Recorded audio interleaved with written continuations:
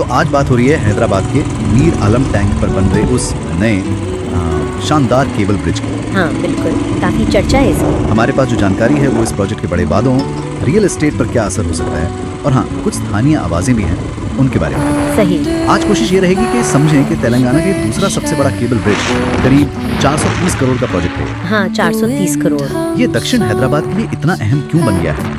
और एक दावा तो ये भी है कि इसके बनने से शमशाबाद एयरपोर्ट सिर्फ 15 मिनट दूर। हाँ ये 15 मिनट वाली बात काफी सुनने में आती है। ये सुनने में तो कमाल लगता है ना। बिल्कुल। और देखिए ये सिर्फ एक पुल नहीं है, ये कनेक्टिविटी का एक नया जाल बुनने की कोशिश है। अच्छा। हाँ ये करीब 2.5 किलोमीटर लंबा 6 लेन का ब्रिज है और ये NH44 मतलब जो नेशनल हाईवे 44 है, हाँ, जो शहर को चीरता हुआ जाता है। हाँ बिल्कुल, उसे ये चिंतलमेट, राजेंद्र नगर, अत्तापुर जैसे इलाकों से सीधा जोड़ेगा। और एयरपोर्ट वाली बात वो वाकई दिलचस्प है। अब सोचिए अभी जैसे गाचीबावली साइड से एयरपोर्ट जाना हो तो टाइम ट्रैफिक बहुत है। बिल्कुल 1 घंटा या ज्यादा भी लग जाता है। पर इस ब्रिज के बाद कहते हैं कि राजेंद्र नगर जैसे इलाके एयरपोर्ट से महज 15 मिनट की ड्राइव पर होंगे। 15 मिनट?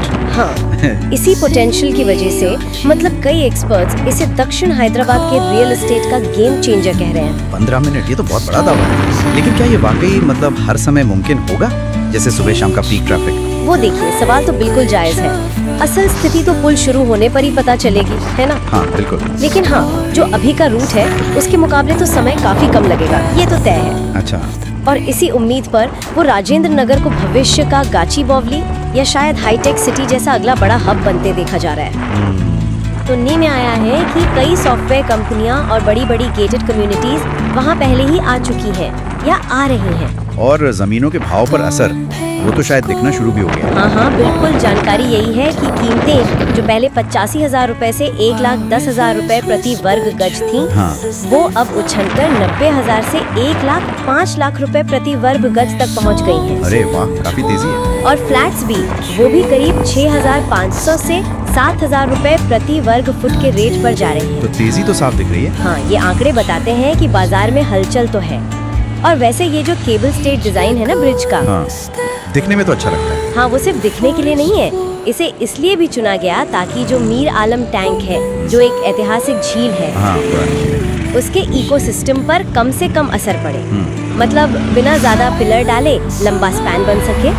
अच्छा, ये भी सोचा गया। लेकिन ये विकास की रफ्तार, इसके साथ अक्सर एक दूसरा पहलू भी आता है ना। बिल्कुल, स्थानीय लोगों पर असर। हाँ सही कहा। जानकारी ये भी है कि कुछ स्थानीय लोग हैं जो पुल बनने के खिलाफ नहीं है। अच्छा।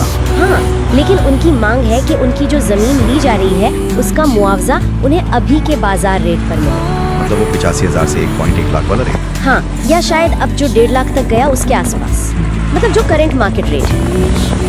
और एक मांग ये भी है कि पास में कोई पार्क है उसे हटाने के बदले नेहरू जू पार्क में शिफ्ट कर दिया जाए। तो ये मुआवजे और रिलोकेशन वाली बात है। हाँ, और अक्सर ऐसे बड़े प्रोजेक्ट्स में ये संतुलन बनाना सबसे मुश्किल होता है।